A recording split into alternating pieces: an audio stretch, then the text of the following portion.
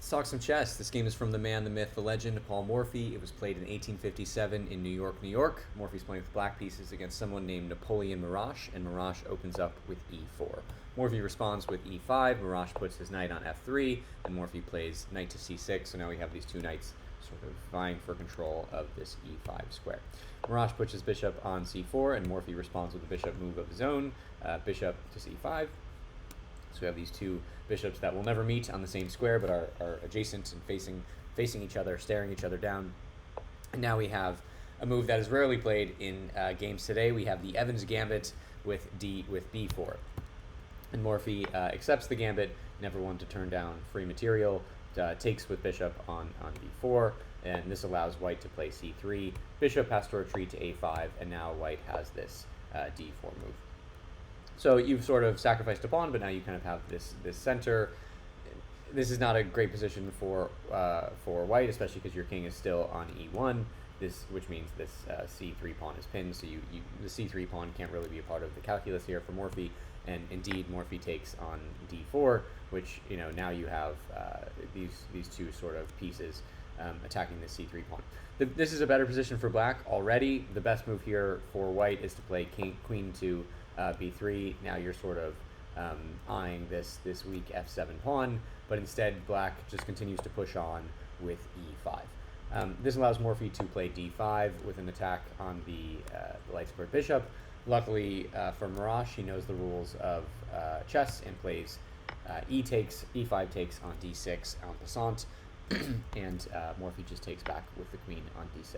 And I want to note that it looks like Morphy just sort of gave up a pawn here, but Morphy not only developed a queen to d6, but also opened up an alleyway, a corridor for his light squared bishop to get out and into the attack. So nice little maneuvering by Morphy.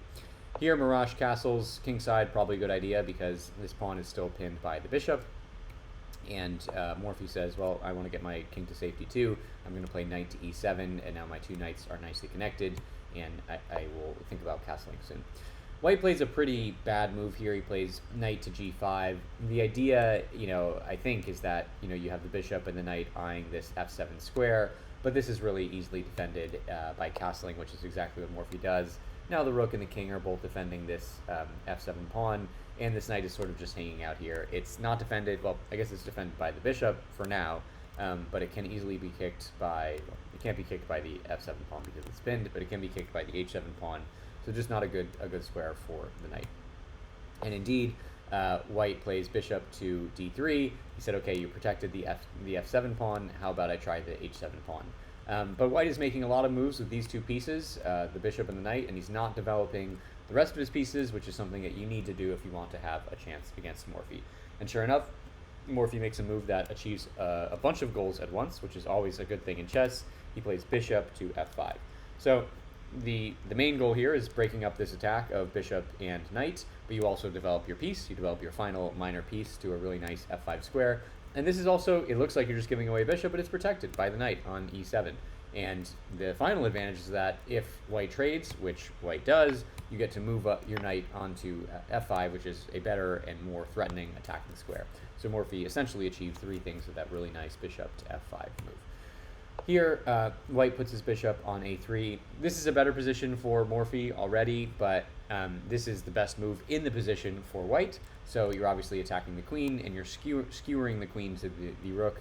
You can't take the bishop back because then you would get knight takes on b3. So Morphy just moves his queen to g6, which is the correct move because it threatens the now undefended knight on g5. The bishop, obviously, that was defending it on c1 has now moved to a3, so the knight is no longer defended. Here, white takes the rook, so a nice little exchange sacrifice for Morphy, and Morphy just takes back the knight on g5. So now white is up material, but you have this bishop, kind of slicing this way. You have these two knights and the queen attacking, whereas white's pieces are not working in concert at all. You still have this knight and the rook sort of just hiding in the corner. You have this bishop on f8 that isn't, is going to have to run away next move, and the pieces aren't together and ready to form any coherent attack.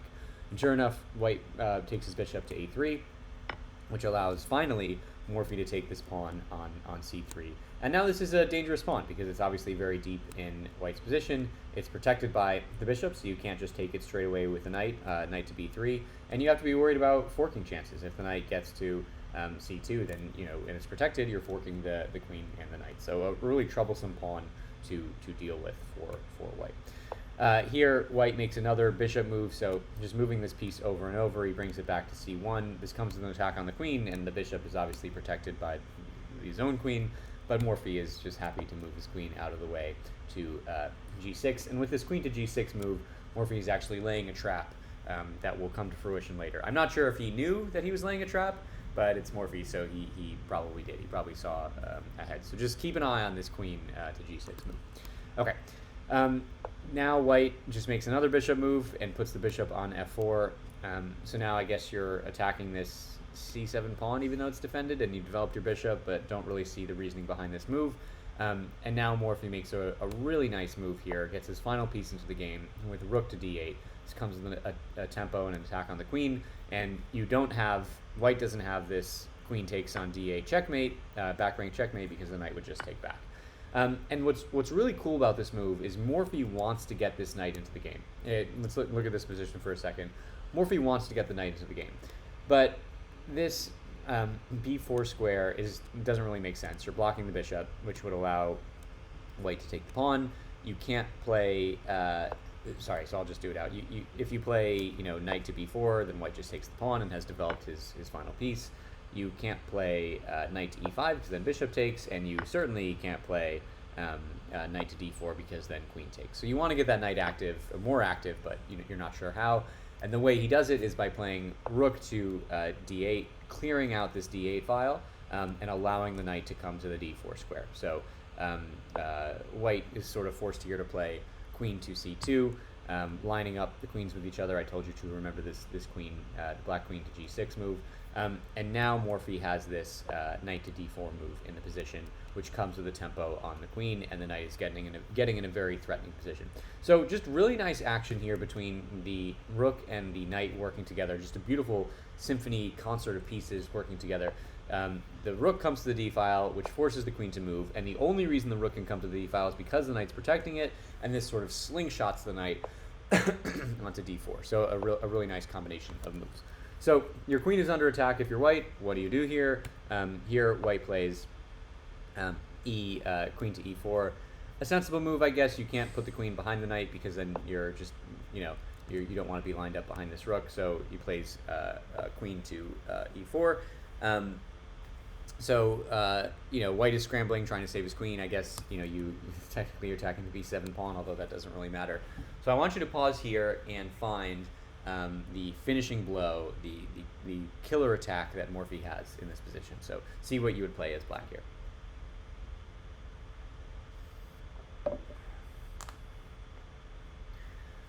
Okay, it is a knight move, just like one of our favorite songs. So the correct move here is knight to g3. And this is a wild-looking move. First of all, it looks like you're just giving up a knight with pawn takes, but you can't do that because the knight moving has opened up a discovered attack from the black queen to the white queen. So if you take the knight, you lose your queen, which is undefended here on e4. So you can't do that. The problem is that the knight is also attacking the queen on e4. The queen is also attacking the queen on e4. So what do you do here as white?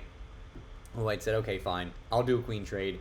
I'll take your queen on g6. You can take my queen back, and then I'll take your knight, and I should be okay here. I'm up a piece, and even though Morphy has this nice passed pawn, everything should be fine. But that's not how it went down, because after white takes the queen on g6, Morphy has, and you had to see this move for, the last move to make sense, Morphy has this beautiful checkmate in one with knight to e1 checkmate. This is just a wonderful semi-smothered mate. The knight is obviously checking the king on g1, and all of these squares are taken by white pieces. The king can't move to them, and h1, the only open square, is guarded by the knight on g3. So just a wonderful checkmate. And again, if you notice, if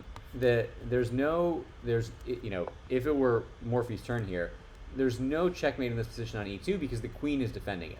So Morphy kind of laid this trap of getting the queen on g6, Now the white queen is undefended on e4, and when you put the knight here, the queen has no real choice, other than it can't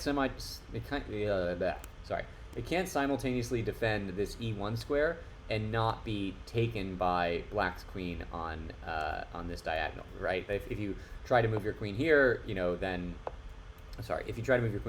black queen just takes. Same thing if you try to move your queen to c2. So just a really nice way to clear this e2 square for the knight to come in and deliver checkmate. So the theme of this game is this awesome knight coming from c6 to d4 all the way to e2 and just being helped by pieces along the way. Morphy's pieces working together, delivering a creative checkmate and making sure the other pieces, it's very unselfish, making sure all the pieces can get into the spot where they can deliver this final checkmate. So hope you enjoyed a really fun attacking game, and please drop a like and a subscribe, and we'll see you next time.